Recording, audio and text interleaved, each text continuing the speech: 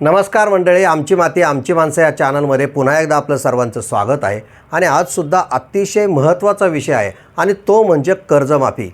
तर मंडळी, कालच मुख्यमंत्र्यांनी राज्याचा अर्थसंकल्प पहिल्यांदा मांडला आणि या अर्थसंकल्पामध्ये एक महत्त्वाची गोष्ट ती म्हणजे जी आपली शेतकऱ्यांसाठी जी कर्जमाफी होती त्या कर्जमाफीसाठी तरतूद करण्यात आली। शेतकऱ्यांना 2 लाखापर्यंत जे पीक कर्ज आहे ते माफ करण्याचे काही अटी शर्ती घालून अशा प्रकारची घोषणा करण्यात आलेली आहे।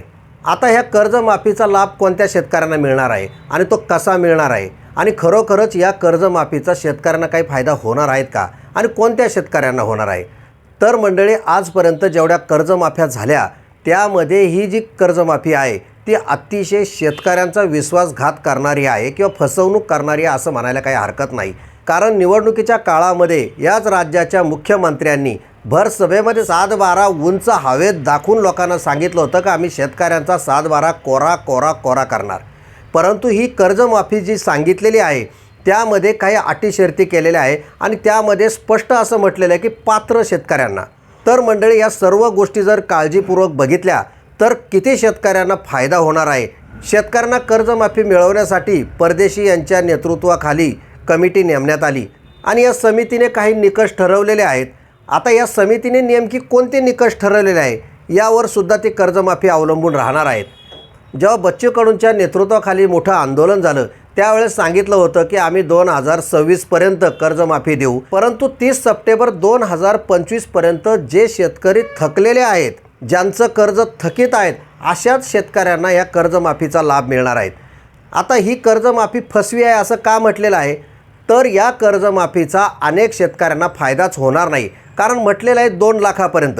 आता 2 लाखापर्यंत म्हटलेलं आहे तर मग 2 लाखाच्या वरच्या लोकांना कर्जमाफी होणार आहे की नाही?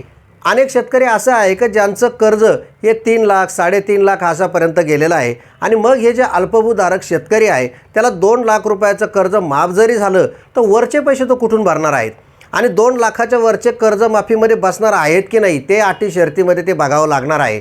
त्यानंतर अनेक द्राक्ष बागायतदार शेतकरी असतील, त्यानंतर 5 एकरापेक्षा जास्त शेती असणारे शेतकरी असतील किंवा ज्यांच्याकडे गाड्या बंगले आहेत असे शेतकरी असतील, जे शेतकरी IT रिटर्न भरतात ते शेतकरी, असे अनेक निकष या समितीमार्फत कदाचित पुढे येतील आणि त्यामुळे ही कर्जमाफी कोणाला मिळेल हे बघावं लागेल। कारण फार कमी लोकांना कर्जमाफी मिळेल अशी शक्यता आहे। आता काही गोष्टी तर अशा आहेत की काही शेतकऱ्यांनी खरं म्हणजे वेगवेगळ्या योजनांसाठी IT रिटर्न भरलेले असतात। काही लोकांनी फक्त IT रिटर्न हे नावापुरतेच भरलेले असतात, त्यांना कुठल्याही प्रकारचं उत्पन्न मिळत नाही। आता असे शेतकरीसुद्धा वगळले जाणार आहेत। खरं म्हणजे मुख्यमंत्र्यांची घोषणा केली होती की आम्ही शेतकऱ्यांचा 7-12 कोरा करू। जर कोरा करायचा नव्हता तर कमीत कमी राज्याचा जो शेतकरी अतिशय होरपळला आहे, अतिवृष्टीने मोठ्या प्रमाणावर नुकसान झालेलं आहे, शेतकऱ्याच्या कोणत्याही मालाला भाव नाही आहेत, द्राक्ष शेती अडचणीत आलेली आहे, अनेक फळबागांचं नुकसान झालेलं आहे, कोरडवाहू शेतकऱ्याच्या हातात काहीही नाही आहेत आणि अशा परिस्थितीमध्ये जरी कोरा करता आला नाही तरी जी काही 2 लाखाची सवलत होती ती तरी किमान सरसकट केली असती तर बऱ्यापैकी शेतकऱ्यांना याचा लाभ झाला असता।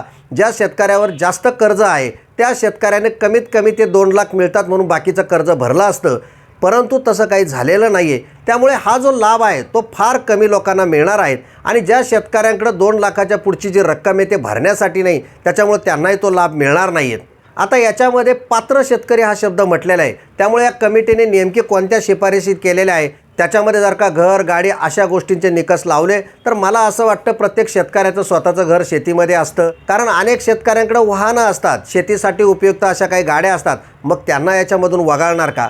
खरं म्हणजे हा शुद्ध भेदभाव आहे। आत्तापर्यंत जी कर्जमाफी झालेली आहे त्यापैकी सगळ्यात फसवी त्यामुळेच म्हणता येईल। द्या ना, सरसकट द्या ना।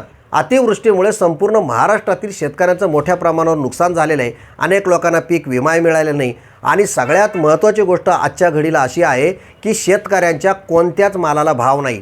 जर तुम्ही बघितलं द्राक्ष पीक हे इतकं महत्त्वाचं आहे, 70% बागा या फेल गेलेल्या, अनेक द्राक्ष बागा ह्या तोडून टाकलेल्या आहे। सगळ्या फळबागांची अशी परिस्थिती आहे, द्राक्षाला भाव जरी दिसत असला परंतु शेतकऱ्यांकडे द्राक्ष असायला पाहिजे ना। त्यानंतर तुम्ही बघा टोमॅटो शेतकरी यावर्षी प्रचंड नुकसान आहे। कांद्याचं जर बघितलं तर कांद्याला तर अजिबात भाव मिळत नाही आहे, 700, 800, 1000 असे सरासरीचे भाव आहेत। शेतकऱ्यांना जगायचं कसं?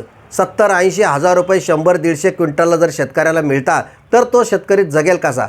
जर सरकारकडे पैसे नाही आहे किंवा कर्जमाफी करायची नसेल तर तसं सांगायला पाहिजे, परंतु असे काहीतरी पात्र शेतकरी किंवा असे काहीतरी निकष लावायचे आणि मग शेतकऱ्यांना बाजूला ठेवायचं.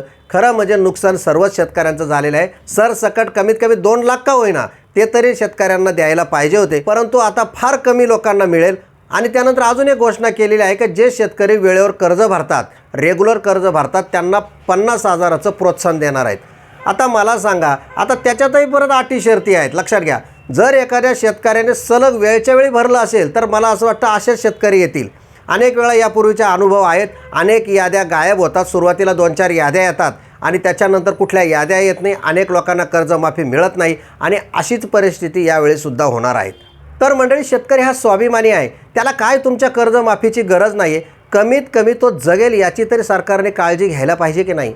अहो, कुठल्याच पिकाला जर भाव मिळणार नसेल, टोमॅटोला नाही, भाजीपाल्याला नाही, कांद्याला नाही, कशालाच जर भाव मिळणार नसेल आणि घरामधले जे शेतकऱ्याचे कुटुंबातील माणसं काम करतात त्यांना जगण्यासाठी नसेल, सगळे उसनवारी, सावकारी, बँकांकडून कर्ज काढून शेती करायची आणि कष्ट करून जर 1 रुपया जर त्याला मिळत नसेल तर त्या शेतकऱ्याने जगायचं कसं? आणि म्हणूनच शेतकऱ्यांना आता कोणी मुली देत नाही, शेतकऱ्यांच्या मुलांचे लग्न होत नाही. शेतकऱ्याला तुमच्या कर्जमाफीची गरज नाही, फक्त त्याला योग्य भाव द्या. आणि जर शेतकऱ्यांची ही परिस्थिती आता लवकरात लवकर सुधारली नाही, सगळे राज्यकर्ते असतील, सगळ्या लोकांना असं वाटतं सगळं व्यवस्थित चालू आहे, परंतु महाराष्ट्रातल्या शेतकऱ्याच्या घरात फार वाईट आहे. कुठल्याही मालाला कशालाही भाव नसल्यामुळे शेतकऱ्यांची परिस्थिती अतिशय वाईट आहे. त्यावर आधारित जे उद्योगधंदे आहेत त्यांचीसुद्धा परिस्थिती तशीच वाईट आहे. आणि अशा वेळेला जर कुठं ठिणगी पडली आणि हा शेतकरी जर एकदा वैतागला आणि तो जर रस्त्यावर जर उतरला तर महाराष्ट्राची परिस्थिती वाईटसुद्धा होऊ शकते.